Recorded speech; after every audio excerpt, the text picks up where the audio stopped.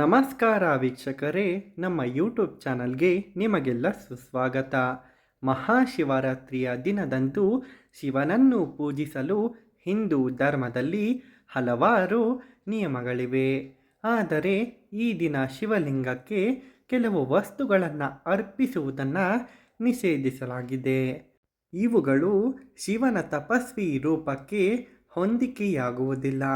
ಆದ್ದರಿಂದ ಇವುಗಳನ್ನು ಶಿವಪೂಜೆಯಲ್ಲಿ ಬಳಸಲಾಗುವುದಿಲ್ಲ. ಅವುಗಳು ಯಾವುವು? ಬನ್ನಿ ನೋಡೋಣ. ಅದಕ್ಕೂ ಮೊದಲು ನಮ್ಮ ಯೂಟ್ಯೂಬ್ ಚಾನಲನ್ನು ಸಬ್ಸ್ಕ್ರೈಬ್ ಮಾಡಿಕೊಳ್ಳಿ. ಪಕ್ಕದಲ್ಲೇ ಕಾಣುತ್ತಿರುವ ಬೆಲ್ ಬಟನನ್ನು ಕ್ಲಿಕ್ ಮಾಡಿ. ಮಹಾಶಿವರಾತ್ರಿ ಕೇವಲ ಹಬ್ಬವಲ್ಲ, ಮನಸ್ಸನ್ನು ಶುದ್ಧೀಕರಿಸಿಕೊಂಡು ಸ್ವಯಂ ನಿಯಂತ್ರಣದ ಮೂಲಕ ಶಿವನಿಗೆ ಶರಣಾಗುವ ಪವಿತ್ರವಾದ ದಿನವಿದು. 2026ರಲ್ಲಿ ಈ ದಿನವು ಫೆಬ್ರವರಿ 15ರ ಸಂಜೆ ಪ್ರಾರಂಭವಾಗಿ 16ರ ಸಂಜೆ ಕೊನೆಗೊಳ್ಳುತ್ತದೆ. ಈ ಕಡಿಮೆ ಸಮಯ, ಆದರೆ ಇದು ಮಹಾದೇವನ ಪೂಜೆಗೆ ಅಪಾರ ಶಕ್ತಿಯನ್ನು ಹೊಂದಿದೆ. ಕುಂಕುಮ. ಹೌದು ವೀಕ್ಷಕರೇ, ಶಿವನು ಸನ್ಯಾಸಿಯ ರೂಪದಲ್ಲಿ ಇರುವುದರಿಂದ ಇದನ್ನು ಪೂಜೆಯಲ್ಲಿ ಬಳಸಲಾಗುವುದಿಲ್ಲ. ತುಳಸಿ ಎಲೆಗಳನ್ನು ಸಹ ಶಿವಪೂಜೆಯಲ್ಲಿ ಬಳಸಬಾರದು. ಪೂಜೆಯಲ್ಲಿರುವ ಪ್ರತಿಯೊಂದು ವಸ್ತುವು ನಮ್ಮ ಭಕ್ತಿ ಮತ್ತು ಶಕ್ತಿಯನ್ನು ಪ್ರತಿಬಿಂಬಿಸುತ್ತದೆ. ಆದ್ದರಿಂದ ಸರಿಯಾದ ವಸ್ತುಗಳನ್ನು ಮಾತ್ರ ಶಿವನಿಗೆ ಅಥವಾ ಶಿವಪೂಜೆಯಲ್ಲಿ ಅರ್ಪಿಸುವ ಮೂಲಕ ನಾವು ನಮ್ಮ ಪ್ರಾರ್ಥನೆಗಳಲ್ಲಿ ಪೂರ್ಣ ಫಲಿತಾಂಶಗಳನ್ನು ಪಡೆಯಬಹುದು. ಶಿವಲಿಂಗದ ಮೇಲೆ ಮಳೆಯಂತೆ ನಿಧಾನವಾಗಿ ಮತ್ತು ಸ್ಥಿರವಾಗಿ ನೀರನ್ನು ಸುರಿಸಬೇಕು. ನೀವು ಹಾಲಿನ ಅಭಿಷೇಕ ಮಾಡುತ್ತಿದ್ದರೆ ಅದನ್ನು ಬೆಳ್ಳಿಯ ಪಾತ್ರೆಯಲ್ಲಿ ಮಾಡುವುದು ಉತ್ತಮ. ತಾಮ್ರದ ಪಾತ್ರೆಯಲ್ಲಿ ಹಾಲು ಬಳಸುವುದು ತಪ್ಪು. ಭಕ್ತಿಯಿಂದ ಅರ್ಪಿಸುವ ನೈವೇದ್ಯಗಳನ್ನು ತಿಂಡಿ ಎಂದು ಪರಿಗಣಿಸಿ ಇತರರಿಗೆ ಹಂಚುವುದು ಉತ್ತಮ. ಉಪವಾಸ, ಶುದ್ಧೀಕರಣ, ಸ್ವಯಂ ನಿಯಂತ್ರಣ.